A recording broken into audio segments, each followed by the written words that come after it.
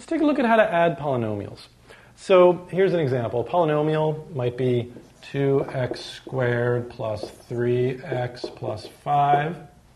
Another polynomial might be 3x cubed plus 2x squared minus x minus 7. All right, if we want to add these two polynomials, this being a polynomial and this being a polynomial.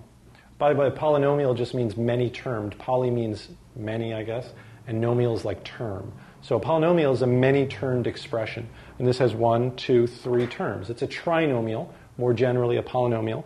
This one has 4 terms. It's a polynomial. When you add polynomials, all we're going to do is we're going to add like terms. That's the key, add like terms.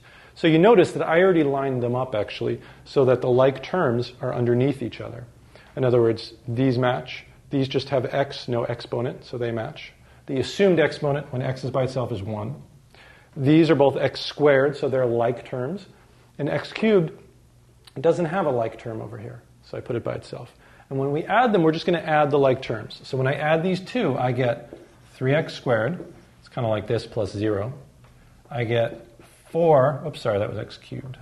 This is 4x squared.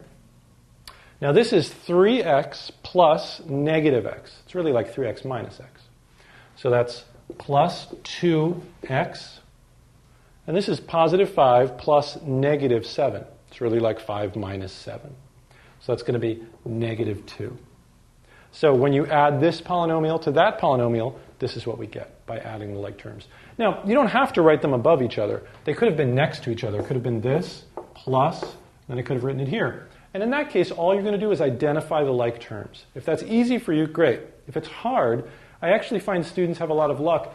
If you say that this one is x squared, circle it, and then circle the x squared here. This one's x to the first. Maybe put a box around it. Put a box around this one.